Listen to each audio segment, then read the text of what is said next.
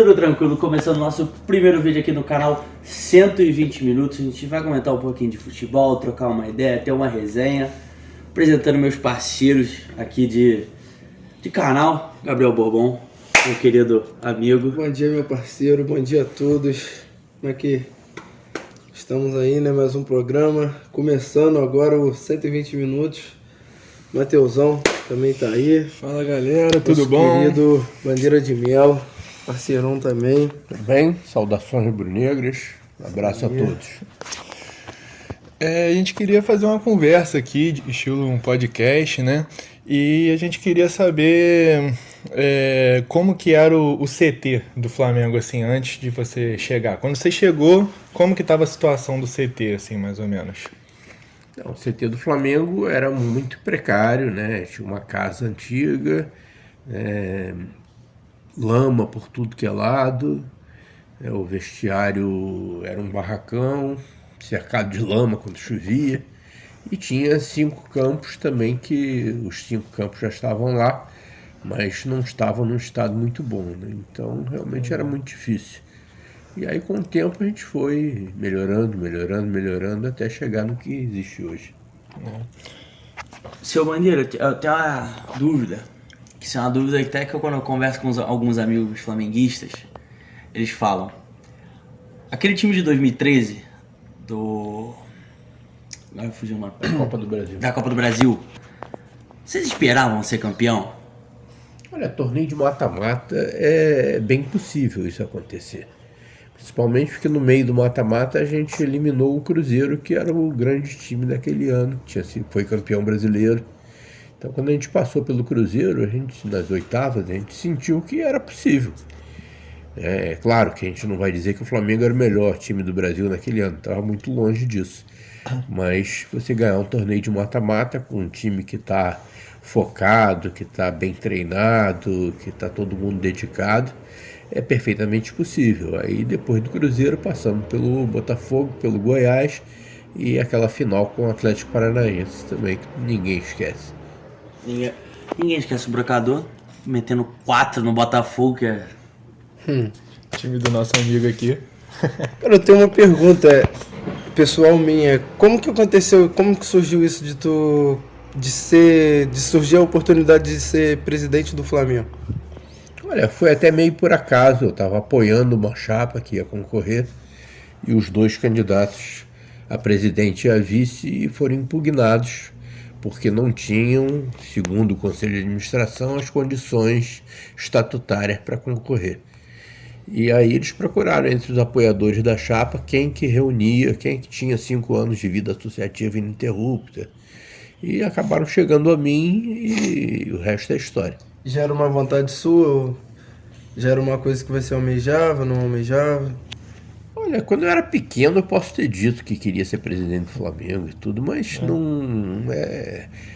Eu acho que não era nada assim que eu fosse batalhar muito para ser, né? O que eu queria era que o Flamengo saísse daquele buraco, que o Flamengo seja, né, com a minha presença na presidência ou não, a gente queria recuperar o Flamengo. E quando isso aconteceu e eu acabei sentando na cadeira de presidente, aí a partir daí é fazer o melhor que você consegue, e eu acho que deu tudo certo. Não, ele fez, né? Não pode negar isso. Fez.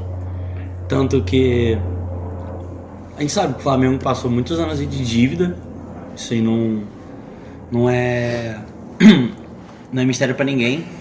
Tanto que eu acho que quando o senhor entrou, você deixou, tipo assim, organizou as coisas pra 2019 acontecer. 2019 aconteceu simplesmente por toda a tua trajetória no comando do clube. E todo o dinheiro que conseguiu reunir também, né, ao longo dos anos, que pôde ser gasto nas compras de Arrascaeta, Gabigol, Rodrigo Caio, jogadores assim de alto nível. O elenco inteiro, né? foi Gerson, na tua gestão, né? Sim. O dinheiro, né, pra moldar. Isso, de 2013 a 2018. Então, tipo assim,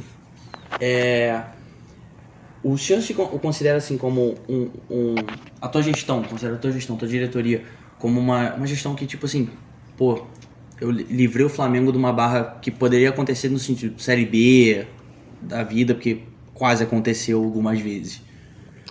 Olha, eu não sou a pessoa mais indicada para avaliar, né, o meu próprio trabalho, né, mas as pessoas, a torcida, né, a imprensa, né, se referem, né, tanto a torcida quanto a imprensa se referem a nós assim de maneira muito positiva, por tudo, né, que aconteceu de transformação no Flamengo de 2013 a 2018. Mas o importante é que a gente conseguiu ultrapassar essa etapa, né, e a partir de 2019 nós conseguimos conquistar os títulos que conquistamos, né, e agora é trabalhar para conquistar mais. Então, seu Bandeira, outra pergunta que eu queria fazer em relação ao próprio clube, a sua gestão investiu bastante no esporte, na parte de esporte olímpico, ginástica artística, basquete e tudo mais, tanto que nesse meio tempo o Flamengo conquistou título mundial do basquete, título brasileiro, 2, graças a Deus. Flamengo, Barcelona e Real Madrid são os únicos times campeões mundiais no futebol e no basquete. Os únicos. E como foi essa montagem assim de... Foram pegando para pegar recursos, não, vamos botar aqui na ginástica artística e tudo mais. O Flamengo sempre teve essa intenção de investir nos esportes no geral, assim? O Flamengo sempre foi um clube, né, não apenas de futebol, né, sempre esteve presente em várias modalidades olímpicas e é claro que a nossa intenção era avançar também nessas áreas. A partir do momento que a gente começa a se recuperar financeiramente, a gente consegue emitir as certidões negativas de débito e aí a gente passa a ter acesso aos recursos da Lei de Incentivo ao Esporte. É basicamente com esses recursos da Lei de Incentivo ao Esporte que a gente consegue dar uma virada no esporte olímpico do Flamengo e a partir daí as coisas realmente melhoraram muito. Voltando àquele um ano 2014 do Flamengo, que quando a gente foi na Copa do Mundo, que o Flamengo se encontrava em último colocado. Acho que depois vem o fechou de volta pro Flamengo. E aí veio aquele boom. Só que aquele ano a gente não pode falar isso não. O Flamengo foi a semifinal da Copa do Brasil contra o Galo. Acabou sendo eliminado.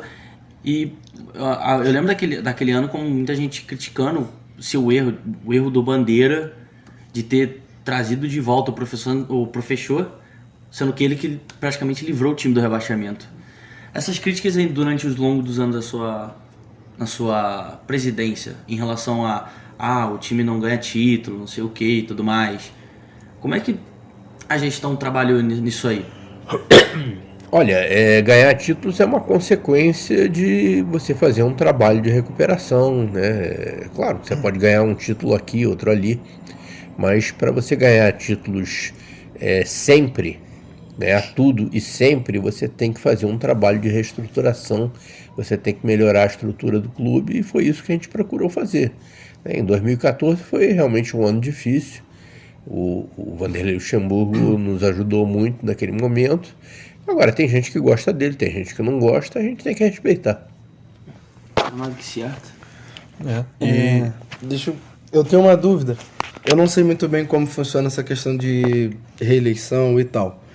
Mas hoje, se você tivesse uma proposta de se eleger novamente a presidência do Flamengo, você aceitaria? Toparia de novo aceitar esse desafio? Como que você lidaria com essa situação? Olha, eu já tenho dito assim reiteradas vezes que eu já cumpri minha missão na presidência do Flamengo. Fiquei lá 6 anos, fiz o melhor que eu pude. É claro que a família sofre muito, né, durante esses 6 anos, está sofrendo mais ainda depois do que acabou. Então, o que eu pretendo daqui para frente é ficar na arquibancada. Eu vim da arquibancada, voltei para a arquibancada e estou muito satisfeito lá. Né, se algum candidato, algum presidente precisar que eu apoie, né, com ideias, mesmo com trabalho sem ser protagonista, eu terei o maior prazer. Você chegou a receber algumas ameaças, coisas do tipo, enquanto você era presidente, ou até depois mesmo agora? Você chegou a ser agredido verbalmente por torcedores, coisas do tipo? Não, várias vezes, mas isso daí a gente tem que encarar, né? A gente sabe que faz parte do pacote. Então, de vez em quando acontecia. Eu tive que trocar de número de telefone umas 3 vezes e tal, porque descobriam o número de telefone, aí me botava em grupo de WhatsApp, aí ficava aquelas ameaças. É claro que nunca teve assim ameaça concreta, mas atrapalhava um pouco. Mas de uma maneira geral, a torcida do Flamengo foi super parceira, foi companheira durante o tempo que a gente precisou sofrer, o tempo que a gente precisou se sacrificar. Eu agradeço muito a torcida do Flamengo por ter tido paciência para esperar o time dar, o clube dar a virada que precisava. Você chegou a contratar segurança, alguma coisa do tipo assim, por causa dessas ameaças, dessas agressões? O Flamengo tem uma equipe de segurança que já estava lá e continua e que é Mas pra andar na extremamente rua, eficiente. Não, para andar na rua nunca precisei, não. Uma outra dúvida. Você acha que, tipo assim, que jogadores influenciam na questão de mandar treinadores embora? Por exemplo, um jogador que está aqui, é o 10 e faixa ali do time, chegar e presidente, esse professor não está dando estilo de jogo dele, ou as ideias dele, ou a forma que ele trata a gente. Os jogadores, tu acha que, tipo assim, pesem alguma coisa ali na gestão do presidente em mandar um treinador embora, não mandar? Tu acha que... Eu acho que isso aí é folclore. Acho que nos meus 6 anos de presidência nunca aconteceu. E eu sou muito, assim, cético em relação a essas lendas urbanas aí. Eu acho que o trabalho dos treinadores no Brasil, isso aí é até um meia-culpa que a gente tem que fazer, o trabalho dos treinadores às vezes não conta com a paciência necessária para se chegar aí num longo prazo, e o Flamengo nunca foi exceção a isso, mas eu acho que é uma cultura que você tem que, ao longo do tempo, mudar no futebol brasileiro. E essa coisa de jogador fazer complô contra treinador e tal, eu sinceramente não acredito nisso não. Nunca chegou pra você nenhum jogador reclamando de treinador? De jeito ou nenhum. Agente de jogador, não? De jeito nenhum. Os jogadores do Flamengo, eram na minha época, acho que continuam sendo pessoas sérias, íntegras, que estão lá focadas no trabalho. Eventualmente você pode ter problemas, eu não sei se está acontecendo agora, mas nada que chegue a esse ponto de complô, de alguém chegar e procurar um dirigente, seja presidente, seja outro dirigente qualquer, para pedir para trocar o treinador. Mas agora, opinião sua, assim, você acredita que pode acontecer dos jogadores, por exemplo, não estarem querendo jogar, entregar seu máximo, porque não estão gostando do treinador, querendo derrubar ele, alguma coisa assim? Prejudicar o trabalho dele. Também não acredito. Isso aí é uma questão de... todos nós somos profissionais, vocês serão e tal. A gente tem a nossa integridade pessoal e profissional. Se um jogador fizer isso, ele não está sendo íntegro, ele não está sendo correto. Eu não duvido em momento nenhum da correção da integridade dos atletas. Pode acontecer, e muitas vezes acontece, não estou falando no Flamengo, pode acontecer em vários clubes, não só de futebol, que haja alguma questão psicológica que possa estar interferindo no desempenho dos atletas, e aí com isso eles perderem a concentração em determinados jogos. Isso eu acho possível, mas isso não tem nada a ver com a seriedade dos atletas. Com a vontade dele, mas sem querer, mas involuntário. Já chegou a ter alguma desavença com algum treinador, alguma coisa assim? Eu não, de jeito nenhum. Eu nunca lidei também diretamente com os treinadores, O Flamengo sempre teve um diretor executivo de futebol que fazia essa coordenação do trabalho do treinador, mas todos que passaram lá pela Gávea pelo CT do Ninho do Urubu, tiveram uma relação profundamente harmoniosa conosco. Um bate-bola, jogo rápido, um ou outro, assim, melhor jogo do Flamengo que você viu no Maracanã. Assim, foram tantos, não, assim, o primeiro que vem na tua cabeça. Olha, quando eu era bem pequeno, o jogo do Urubu lá, que a gente ganhou do Botafogo de 2-1 depois de 4 anos. Né, o gol de cabeça do Rondinelli em 78, que foi vamos dizer, o gol que abriu o caminho para aquela era de ouro do Flamengo no final dos anos 70, início dos anos 80. A final contra o Santos em 83, que foi o último jogo do Zico antes dele ir para a Europa. Muitos jogos, não só no Maracanã. Eu sempre fui de ir a ver o Flamengo jogar em outros lugares também. E qual foi o jogo que mais te emocionou, assim, que mais te deixou, sabe, emotivo? Todos esses. Todo torcedor do Flamengo é emotivo, todo torcedor do Flamengo é passional, então a gente... Algum jogador que mais te encantou, assim, que vem de cara na cabeça? Não, é claro que o Zico, né? O Zico é o grande ídolo da torcida do Flamengo, e o Zico é da minha idade. Então ele sofreu lá durante os anos 60 contra o seu time, né, o Botafogo, que ganhava da gente sempre lá. E ele provavelmente era zoado na escola como eu era. E aí, só que ele sabe jogar, eu não sei, né? Então quando ele... Flamenguista desde pequenininho? Ele era flamenguista desde pequenininho, eu Você também, só que ele é um craque de bola e eu sou perna de pau. Né? Então ele pôde vingar aí tudo que o Botafogo fez conosco nos anos 60. A partir dos anos 70 acabou a brincadeira. Acho que uma resposta que a gente até já sabe na pergunta que eu vou fazer: Maracanã antigo ou novo Maracanã? Olha, o antigo está ligado às minhas memórias de infância, então é uma coisa assim inesquecível. E né, no Maracanã antigo cabiam 200 mil pessoas, mas tinha problemas sérios de conforto, de segurança, né? Você ia com o seu filho, com a sua filha e tal, na hora de ir ao banheiro era um problema sério.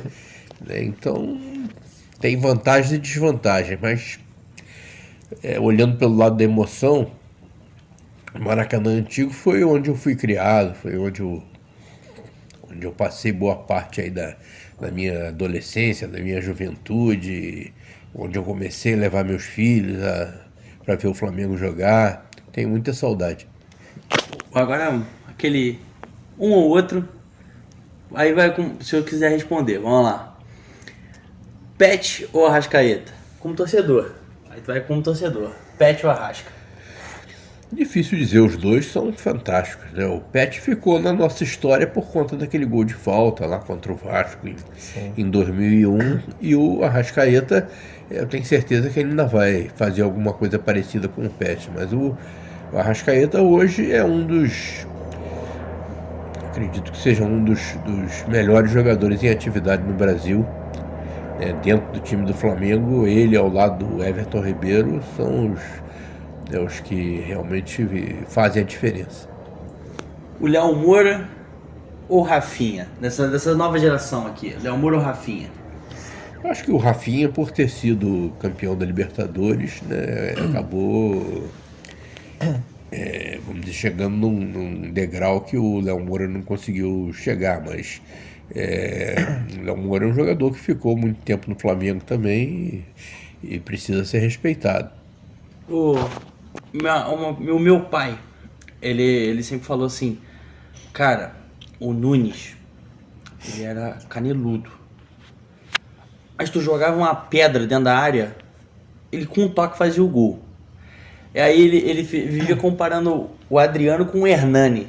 O Nunes com o Hernani, porque eram os dois jogadores que faziam o gol com um toque só. Mas obviamente um é mais ídolo que o outro. Mas aí eu tenho... Parece com o Pedro também. Oi? Pedro também, nesse mesmo estilo. O Pedro tá com dificuldade, tadinho. A bola dele não entra, né? Acerta a trave, acerta tudo. Mas aí eu queria saber, porque tem ao lado coração, vamos botar. O Nunes ou o Adriano?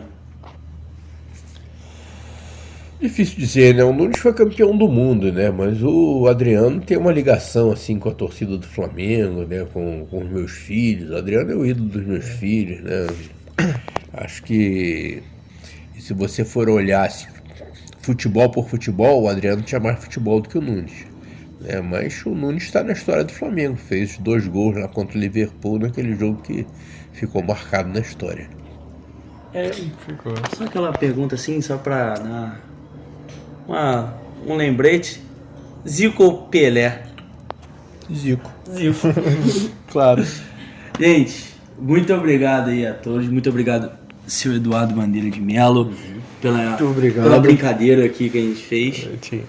E vale lembrar que toda quinta-feira na Rádio Estácio tem o nosso programa 120 minutos aí, que a gente tá sempre brincando um pouquinho lá, dando uma zoada, falando mal do Botafogo, que a gente tem que dar uma zoada, né? No teu time. Vamos também estar gravando para postar no canal. E vamos estar gravando direto aí pro nosso canal no YouTube.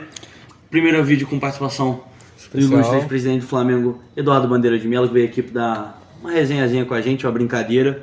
Novamente, muito obrigado por essa oportunidade pra gente. E é isso, gente. Até a próxima. É importante dizer que o nosso programa também ele fala basicamente sobre os jogos da rodada do Brasileiro, da Libertadores, Copa do Brasil, e a gente também dá nossas opiniões sobre os jogos, dá palpites, né, coisas desse tipo, e a gente vai estar sempre postando aí pra vocês. Beleza?